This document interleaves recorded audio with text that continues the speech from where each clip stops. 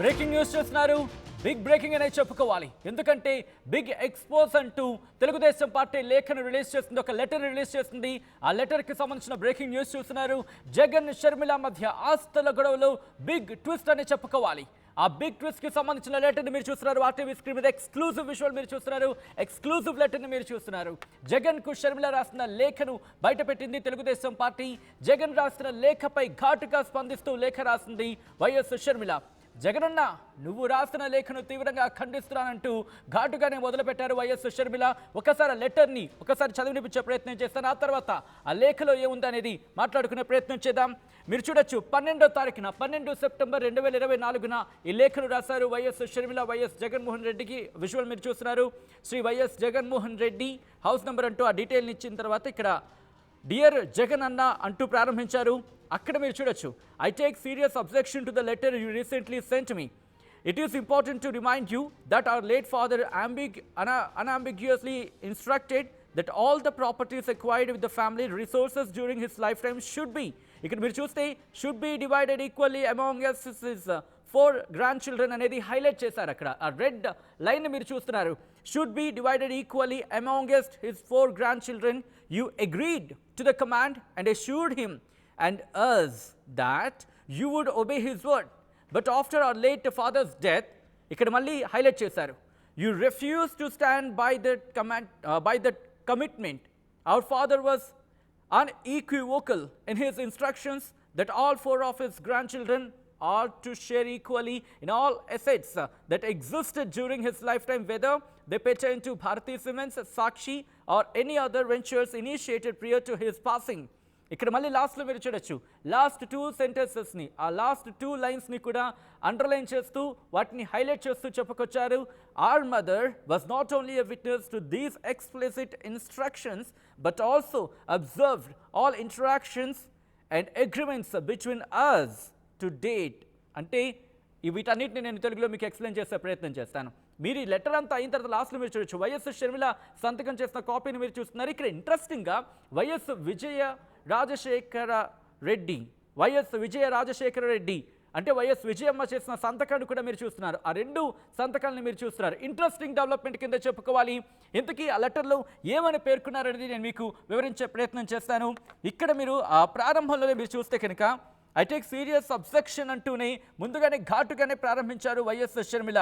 నేను దీన్ని తీవ్రంగా ఖండిస్తున్నాను అని అర్థం వచ్చేలా ఈ అంశానికి సంబంధించి నేను తీవ్రమైన అభ్యంతరాన్ని వ్యక్తం చేస్తున్నానని చెబుతూనే దివంగత నేత వైఎస్ రాజశేఖర రెడ్డి కుటుంబ వనరుల ద్వారా సంపాదించిన ఆస్తులు అన్నింటినీ కూడా తన 4 మనవళ్లకు సమానంగా పంచాలి అని నిర్ద్వంద్వంగా ఆదేశించిన విషయం నేను మీకు గుర్తు చేస్తున్నానంటూ కూడా ఇక్కడ చెప్పుకొచ్చారు.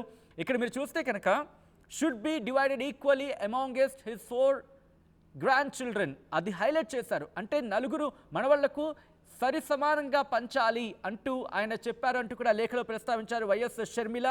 అట్ ద సేమ్ టైం అక్కడ కంటిన్యూటీగా మీరు ఒప్పుకున్నారు, ఆయన ఇచ్చిన ఆ ఆదేశాన్ని మీరు ఒప్పుకున్నారు, ఆయనకి నమ్మకాన్ని కూడా కలిగించారు, మీరు అష్యూరెన్స్ కూడా ఇచ్చారు, ఆయన మాటకి కట్టుబడి ఉంటానంటూ మీరు చెప్పుకొచ్చారు.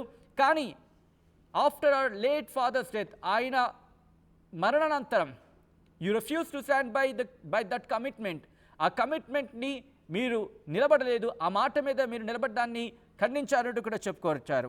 ఆ హామీ విషయంలో కూడా కానీ ఆ షరతుకి మీరు ఒప్పుకున్నట్టు నిరాకరించారంటూ కూడా ఆ లేఖలో ప్రస్తావించారు వైఎస్ షర్మిల.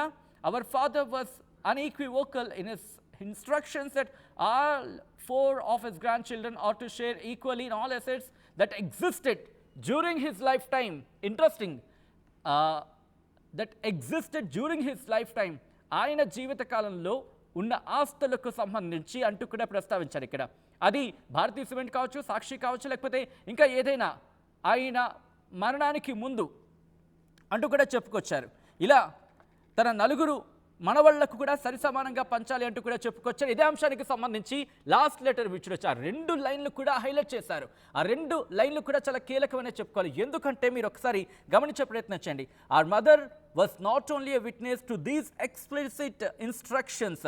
చాలా ఇంట్రెస్టింగ్ వర్డ్. అక్కడ మీరు చూస్తే ఎక్స్ప్లిసిట్ అనే వర్డ్ను ఉపయోగించారు. ఎక్స్ప్లిసిట్ అంటే చాలా క్లియర్ కట్గా స్పష్టంగా అంటూ చెప్పుకొచ్చారు. ఎందుకంటే ఈ మన అమ్మ ఆర్ మదర్ విజయమ్మ కేవలం సాక్షి మాత్రమే కాదు, was not only a witness to these explicit ఈ సూచనలకి ఇన్స్ట్రక్షన్స్కి కేవలం సాక్షి మాత్రమే కాదు but also observed all interactions and agreements between us to date ఈ రోజు వరకు జరిగిన చర్చలు కావచ్చు ఒప్పందాలు కావచ్చు ఆవిడ గమనిస్తూ ఉన్నారంటూ కూడా చెప్పుకొచ్చారు వైఎస్ షర్మిల. దానికి సంబంధించిన బ్రేకింగ్ న్యూస్ చూస్తున్నారు. ఆ లెటర్ ఇప్పుడు రాజకీయంగా చాలా చర్చకు దారితీస్తోంది. వాటన్నిటిని గమనించారు అంటూ చెప్పడం కేవలం అమ్మ సాక్షి మాత్రమే కాదు, వీటన్నిటిని మన మధ్య జరిగిన చర్చలు కావచ్చు ఒప్పందాలు కావచ్చు వాటిని గమనించారు అమ్మ అంటూ కూడా ఆ 2 లెటర్స్ని మెన్షన్ చేసిన తర్వాత వైఎస్ షర్మిల సంతకం చేయడం మాత్రమే కాదు, సిన్సియర్లీ వైఎస్ షర్మిలారెడ్డి అంటూ షర్మిల సంతకం చేయడమే కాదు, ఇటు వైఎస్ విజయ రాజశేఖర్ రెడ్డి అంటూ వైఎస్ విజయమ్మ సంతకం కూడా ఆ కాపీలో మనం చూస్తున్నాం. ఇప్పుడు ఇదే చర్చకు దారితీస్తుంది. ఇదే అంశాన్ని ట్వీట్ చేస్తూ కొద్దిసేపటి క్రితం తెలుగుదేశం పార్టీ కూడా ఈ అంశాన్ని సోషల్ మీడియా ఎక్స్ ప్లాట్ఫామ్, సాధారణంగా ట్విట్టర్ అంటూ ఉంటాం, అక్కడ పోస్ట్ చేసింది. ఇప్పటికిప్పుడే చాలా చర్చనీయాంశం అవుతోంది. మరీ ముఖ్యంగా కొద్దిసేపటి ఇంకా చెప్పాలంటే కొద్ది గంటల క్రితం ఎన్సీఎల్టీని ఆశ్రయించారు మాజీ ముఖ్యమంత్రి వైఎస్ జగన్. సో అక్కడి నుంచి ఇప్పుడు చర్చ జోరందుకుంటోంది. మరీ ముఖ్యంగా వైఎస్ కుటుంబంలో ఆస్తి తగాదాల అంశం ఇప్పుడు పీక్స్కి చేరుకుంటోందా, పతాక స్థాయికి చేరుకుంటుందా, ఆ చర్చ జరుగుతున్న నేపథ్యంలో ఇప్పుడు మరొక అంశాన్ని తెర మీదకు తీసుకొచ్చింది తెలుగుదేశం పార్టీ. వైఎస్ షర్మిల అలాగే వైఎస్ జగన్ మధ్య ఉన్న ఎటువంటి విభేదాలు ఉన్నాయనే అంశానికి సంబంధించి మరీ ముఖ్యంగా ఆస్తి తగాదాల అంశం ఇప్పుడు కోర్టుకు మరీ ముఖ్యంగా ట్రైబ్యునల్కి చేరుకుంది. ఎన్సీఎల్టీ ఆ ట్రైబ్యునల్కి చేరుకుంది. ఇటువంటి నేపథ్యంలో ఇప్పుడు వైఎస్ షర్మిల జగన్కి రాసిన ఆ లేఖ ప్రస్తుతం సంచలనాత్మకంగా మారింది. కానీ ఇంట్రెస్టింగ్ ఇక్కడ వైఎస్ షర్మిల ఒక అంశాన్ని ఇక్కడ ప్రస్తావించడం జరుగుతోంది. ఇక్కడ మీరు చూస్తే కనుక first point, I take serious objection to the letter U recently sent me. ఆ రీసెంట్గా అంటే రీసెంట్గా పంపించిన ఆ లెటర్ ఏంటి అనేది ఇప్పుడు చర్చకు దారితీస్తోంది. మరి ముఖ్యంగా ఎన్సీఎల్టీని ఆయన ఆశ్రయించడమే ఈ అంశానికి సంబంధించి హైలైట్గా, లేకపోతే ఆ లెటర్ అయినా లేకపోతే అంతకన్నా ఏమైనా లెటర్ని పంపించడం జరిగిందనేది ఇప్పుడు చర్చకు దారితీస్తుంది. ఆస్తులపై రాజీ కోసం జగన్ లేఖ అంటూ కూడా ఒక ఇంట్రెస్టింగ్ అంశం తెర మీదకి వస్తోంది. ఆ లేఖకు స్పందిస్తూనే ఇటు రైట్ ఆ అంశానికి సంబంధించి మై గాడ్ ఇంకొక 2 లెటర్స్ని కూడా ఇక్కడ మెన్షన్ చేయడం జరుగుతోంది. రైట్, వాటిని కూడా నేను మీకు చదివినిపించే ప్రయత్నం చేస్తాను. The assets mentioned in the memorandum of understanding as being transferred to me out of I quote and unquote love and affection అనే అంశాన్ని ఇక్కడ హైలైట్ చేయడం జరుగుతోంది. were in truth only in partial fulfillment of our father's directives. I must emphasize partial, I quote and unquote ఇక్కడ coat చేయడం జరుగుతోంది. as you insisted on retaining a majority share in Bharati Cements and Sakshi, but since you had the upper hand you did bulldoze your way and we agreed to a settlement as stated in the MOU అంటే Memorandum of Understanding. Since you are my elder brother in fact ఇక్కడ మనం ఒకసారి complete చేసే ప్రయత్నం చేద్దాం. Since you are my elder brother and in the interest of resolving family disputes I agreed to give up my equal share. Interesting. Thus under the MOU executed on 31st 8 2019 only a few properties were assigned to me.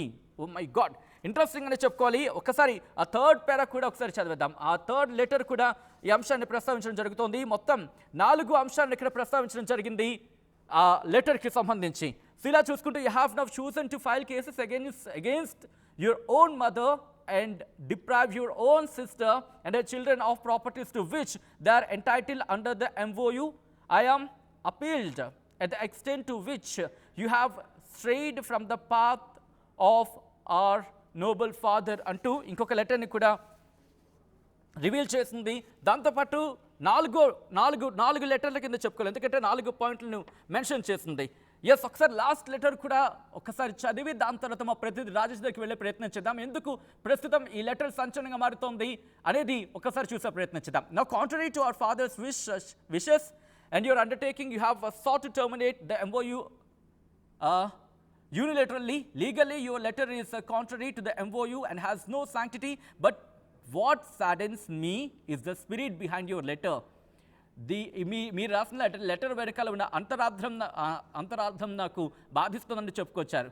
It undermines every ideal of our late father. You have done what our father would never have imagined, to file cases against his dear wife, our mother and daughter, myself, to deprive his family of their legitimate share of properties అంటూ కూడా ఇటు లేఖాస్త్రాలను సంధించారు YS Sharmila Jagan మీద.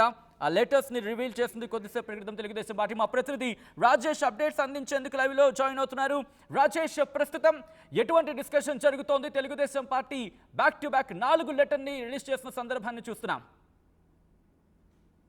Yes అండి, ఖచ్చితంగా ఇది సెప్టెంబర్లో జరిగినటువంటి వ్యవహారం.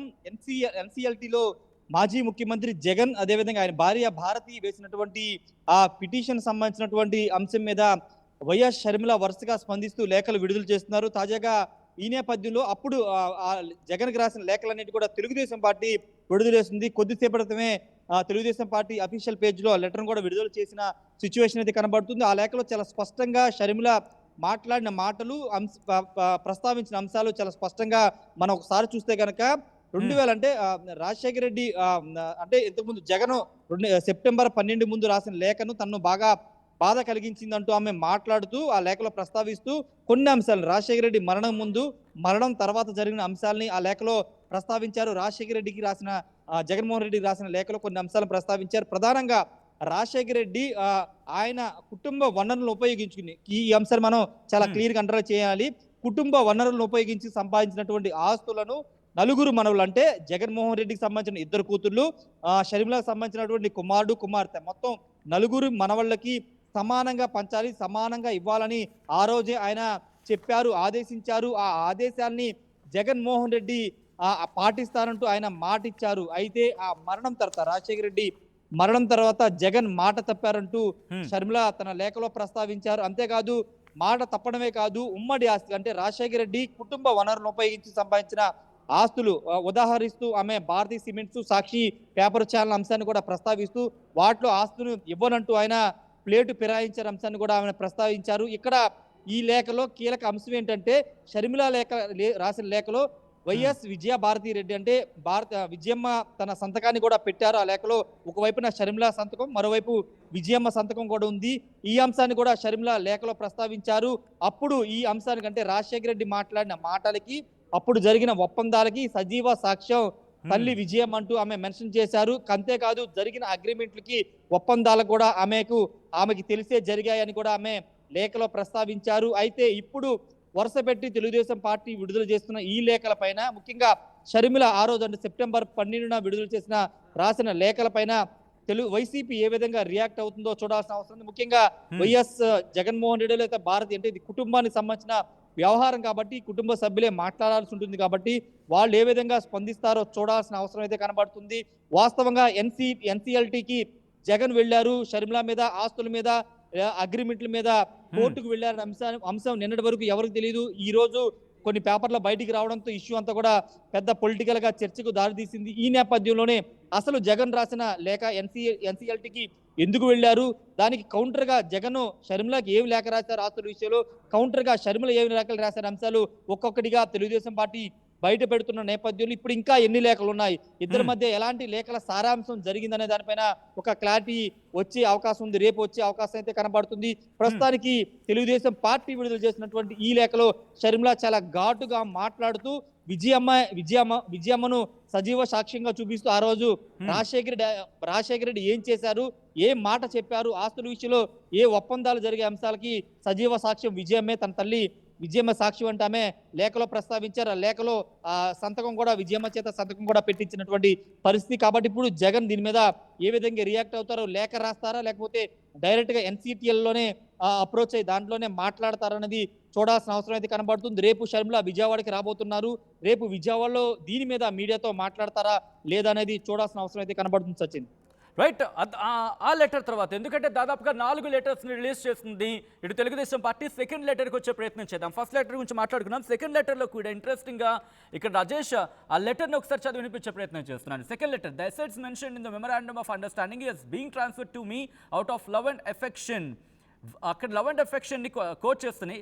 అది only in partial fulfilment of our father's directives. అంటే ఇవన్నీ పాక్షికంగా మాత్రమే, అంటే ఆస్తులు కావచ్చు ఇవన్నీ మన తండ్రి ఆదేశాన్ని పాక్షికంగా నెరవేర్చడం కోసం అంటూ చెప్పుకొస్తూనే ఈ పాక్షికం అని ఎందుకు నేను పదాన్ని ఉపయోగిస్తున్నానంటే కనుక ఈ ఘట్టానికి సంబంధించి ఈ అంశానికి సంబంధించి ఇక్కడ ఇంట్రెస్టింగ్గా ఒక అంశాన్ని ప్రస్తావిస్తున్నారు. భారతీయ సిమెంట్స్ కావచ్చు, సాక్షి కావచ్చు, వీటిలో మెజారిటీ వాటాని మీరు అట్టిపెట్టుకోవాలని చూస్తున్నారు కాబట్టి నేను ఇక్కడ పార్షియల్ అనే పదాన్ని ఉపయోగించడం జరుగుతున్నట్టు కూడా చెప్పుకొచ్చారు. But since you had upper hand, you did bulldoze your way and we agreed to a settlement as stated in the MOU.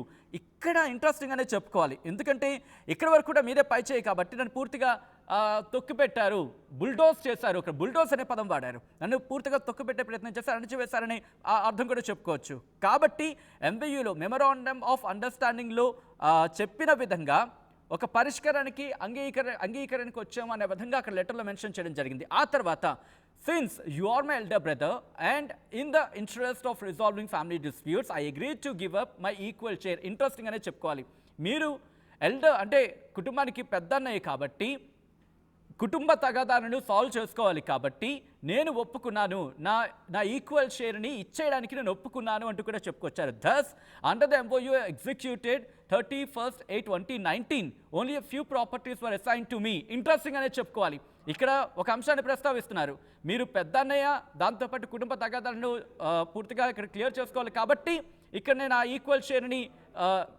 Give up చేశానంటూ కూడా చెబుతూనే 31/8/2019 జరిగిన MOUలో మెమొరాండమ్ ఆఫ్ అండర్స్టాండింగ్ ప్రకారం only few properties were assigned to me, నాకు కొన్ని ఆస్తులను మాత్రమే ఇచ్చారంటూ కూడా చెప్తున్న